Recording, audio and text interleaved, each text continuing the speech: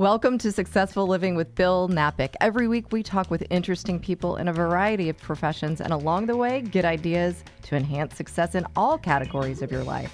Successful Living with Bill Knapik starts right now. And here's your host, Bill Knapik. Welcome to the show, Successful Living with Bill Knapik. That's me, and today, Successful Living with Chris Manske with Manske Wealth Management right here in the fourth largest city, Houston, Texas. Chris, welcome to the show. It's a pleasure to be here, Bill. Thank you.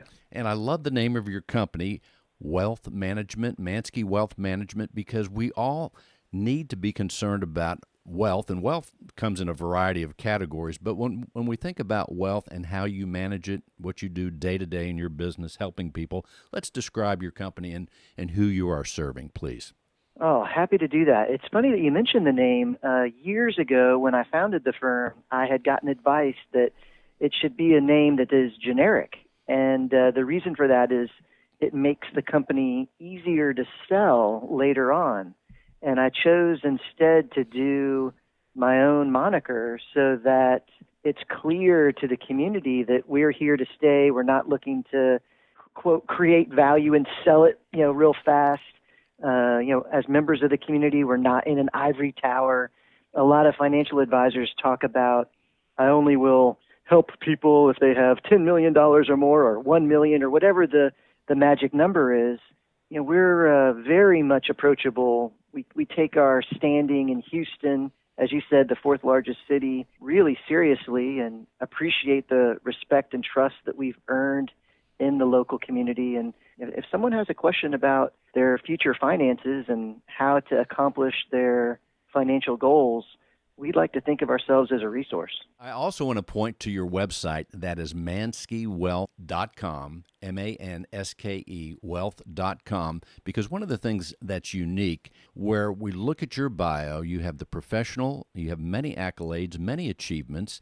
In addition, we get an idea of your personal picture, what you do, your family. But I like the odd facts because you have done a variety of things, including reading, writing, playing the guitar, running with the Bulls in Pamplona, Spain. So you really have, this says a little bit about you and what you've done. Let's talk a little bit before you got into the wealth management, a little bit about you. Sure. Well, I appreciate you mentioning those odd facts because it is a proof of our culture as a firm. We, as I said before, we're not in an ivory tower. We really want to know our clients, and we want them to know us. And a great way to do that is to be vulnerable and say, hey, here's a few odd things. We're people too, and we want you to know us and feel comfortable talking to us about your future and your intimate requirements.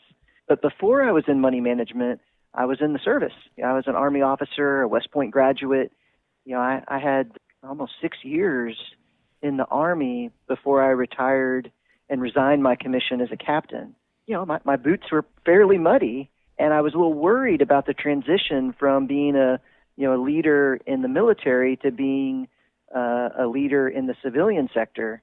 As time went by, it was pretty clear that the values that were instilled in me from age 17 to 27, they really helped me a lot in, setting a base for me working as a financial advisor in Merrill Lynch, which is where I, came up on Wall Street. Thank you for your service in the United States Army. That in itself, we could do 20 shows on the experience that people get in leadership, in learning how to follow, all those things. We could do 20 shows on that as it translates into the business world or whatever your profession is right there. That is super awesome. I want to mention one other thing on your odd facts, that you climbed and reached the peak of Mount Kilimanjaro in Africa. That's pretty awesome.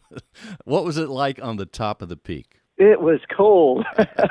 we could barely move. The air was so thin up there that, the each step you'd take, it felt like you were walking normal, but you could barely get one foot in front of the other. We were just so cold and so so unused to the atmosphere.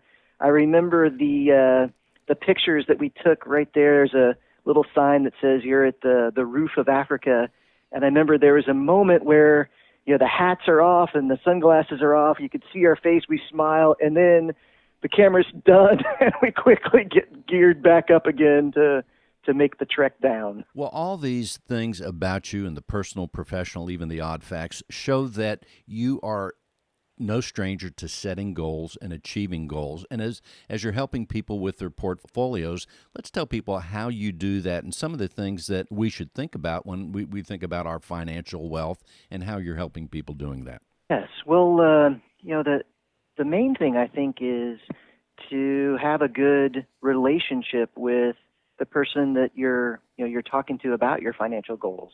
The ways to skin a cat are many, and there's a lot of different financial advisors and a lot of different methods of looking at how to make money in the markets. What I think is the foundation for all of that is that when you get on the phone with that professional, or when you meet with them in their office and go over your finances, that there's a understanding. It doesn't have to be that you're best friends. In fact, I kind of hope that people avoid working with their relatives or their best friends from college. It's a little easier to hold that professional accountable when you start with the professional relationship, that as the months turn into years, you realize, I actually really like working with this person. I like this person. And it's clear that person likes you. It makes it a lot easier to deal with tough times like right now. This is crisis time. The market had a terrible moment in mid-March and beginning of April, and there's probably more to come. Well, those conversations are a lot easier, and the tough guidance that a professional advisor needs to give, it's a lot easier to hear that and act on it when you've got that kind of rapport. At what point should someone think about using someone like yourself as far as helping them with their wealth, with their financial wealth? A lot of advisors answer that question with a number. They say, if you've got $100,000, you should go to a financial advisor. If you've got $250,000, if you've got $1 million. But I don't think that a number is the right way to answer that question. I think that when you should hire a financial advisor, it's going to be because of one of 4 different reasons. One of the most common reasons is you just don't have the time to dedicate to managing the money yourself. If you recognize you don't have that time, well, then you need to delegate it to a professional. The second reason would be maybe you have the time, but you hate it. I don't want to do this. Okay, well, then that's a really good reason to delegate to a professional and get in touch with a financial advisor. The third reason is I've got the time and I like doing it, but I need to honestly assess my capabilities, and I'm just not a numbers-oriented, math-comfortable person. This is just beyond me. It's just, I like it. I'm not against it. I've got the time, but I'm just really uncomfortable. I don't think I'm the right person to do it. Okay, then that would be a reason to hire a financial advisor. The fourth reason is a little bit interesting. We've encountered it a few times, and that's where you've got the time, you've got the desire, you've got the ability, but you are married to someone who does not. And you want to be involved in selecting the professional that will be helping your partner if something happens to you. And so in that case, you're bringing your partner with you to all the meetings. They get to know the financial advisor, and this is part of your just bulletproofing your financial life so that if something happens to you, your partner is just 100% secure, comfortable, and taken care of. Those are really, to me, the only reasons for hiring a financial advisor. And a great way to remember them is just think of the reasons you'd hire a lawn person. It's the same reasons. I don't want to mow the lawn, or maybe I feel like I could, but I don't have the time. It's the exact same thing. You're delegating a chore so that you can focus on something that you can do better, or you're wanting to focus on something that just brings you more fulfillment in life rather than money management. And when someone makes the decision to call you, give us an idea what that looks like. What should we prepare? Let's say you and I talked, or someone's listening and said, man, that sounds great. Those are some great reasons. I identify with one, maybe all four. But in any case, they call you up. You probably ask, I guess, a few questions, and then they have an appointment with you. Give us an idea of the process, what that looks like, and how are the services engaged, and then what happens from there. Yes. Well, I think it starts with a good phone conversation. One of the advisors on my team would want to get a feeling for, what is their current situation. And certainly that involves some numbers, but it also involves just who they are as a person. How do they spend their time? What are they hoping for in the future?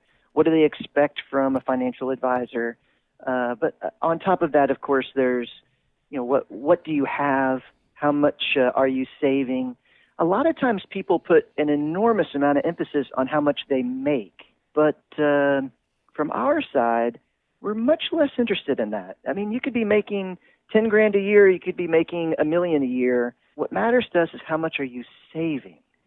If you're saving, 100 grand a year, and you make 100 grand a year, well, that's better than if you're saving 5 grand a year and you make $1 million a year.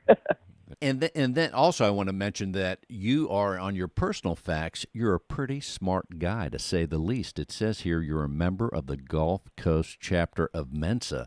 That sounds pretty awesome, and congratulations on that. I don't know if that's something you achieve or you're born with this mental power that most of us don't have, but my hat's off to you there, Chris.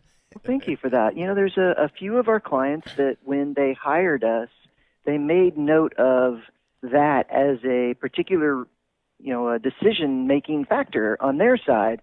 And on my side, I've gone to a few of these chapter meetings surrounded by what is supposedly geniuses. The Mensa says that they test you, and if you pass the test, you're in the top 2% of intelligence on the planet. But in some of these meetings, I've looked around and thought, I'm not so sure. So I'm not, I'm not sure that that's a good reason to hire a financial advisor. But it is a group that I'm a member of, and I appreciate the interaction with some of the folks. In fact, the book that I've got coming out later this year, I mention a fellow Mensan and some of his thoughts on artificial intelligence, and I quote him pretty liberally, actually. Well, there should be some great conversations at that meeting. I don't think I'm qualified, but you can tell us about that as it progresses. But let's tell people you do have a book, and the book is called The Prepared Investor. It's going to be out fairly soon, so let's tell people about that. Yes, it launches September the 29th. The Prepared Investor is a wonderful book that I have just been so blessed with how people who, after being brought into the project have endorsed it, and in some cases have compared it to Malcolm Gladwell's Outliers, which, that was a special moment for me to hear that. But yes, it's coming out at the end of September, and the idea is that we can protect and even grow our net worth in the face of crisis. That right now we have a particular idea of what happens when crisis strikes. Wall Street looks at all crisis the same. Stay the course, hold on, this too shall pass. Every investor has heard that from Wall Street or heard that on the news. This is the one size fits all. And just like in Outliers, Gladwell says there's a bit more to success. Let's look at this from a different point of view. That's exactly what we're doing in the Prepared Investors. We're looking at crisis investing from a different point of view. Is there more than just the one size fits all? And there definitely is. As each crisis is different. And I like that people can even right now, even though the book is not out, the nice thing, they can go to Amazon, pre-order the book, so that way when the time comes, it's ready to go, and they're like, oh, here's the book. So that's a nice thing. As far as writing a book in general, how long did it take to write this book, The Prepared Investor? And we're talking with Chris Manske with Manske Wealth Management. How long did it take, Chris? Well, I'm a little embarrassed to say that it took almost a decade. So much research and hours and hours of my evenings, spent in trying to craft the message, and there was a few surprises in the research that, oh man, well, if this is the case, how we've got to talk about this, and we can't just spring it on a reader. We have to engage and teach. And so, what started out as kind of a simple, let's look at different crises and see if we can, offer some guidance to be prepared for crisis in general. It's become there are very clear patterns to the human reaction to crisis. And, once you understand what that pattern is, you really can use it to your advantage. So it's been almost a decade, Bill. And right there on the title, The Prepared Investor, when we think about success in any category of our life, that word prepared is paramount in navigating the good times and certainly the storms. And it also, it says, as your book lends itself to saying, hey, we're going through a crisis right now, then there's a break, and then there's going to be a crisis again somewhere along the line. So to me, this will be essential information for all of us to have. The Prepared Investor by Chris Manske. And thinking of being prepared, Chris, what you know in terms of financial, let's just take the financial success and management, and as far as children go, at what point do we start helping kids be better managers of money, to think about it in the right way? So to clarify, what would you tell a teenager, 13 years old, when they're 10, 11, 12, 13, what are the things that they should know? How do you tell someone about being ready, being prepared? Well, I love your question. You asked, how do we tell them? This is the right question to ask. How do we tell them? Because more often than not, our clients, they want to raise their children with values that make sense when it comes to growing money and being a good custodian for their funds and for their net worth. And the question, how do we tell them? It's different than what do we say. It's different than what do we teach. Most of the time, people approach this with, well, what do I need to teach them? What do I need to tell them? But when you ask the question, how do we tell them? This is the right way to look at it, because the answer is you need to be what you expect of them. That it's such an easy to understand answer, but such a difficult a difficult path to walk. What you tell them at age 13, 14, 15, and 16 is not going to be nearly as impactful as what you have done from the day they were born until the day they leave and go out on their own.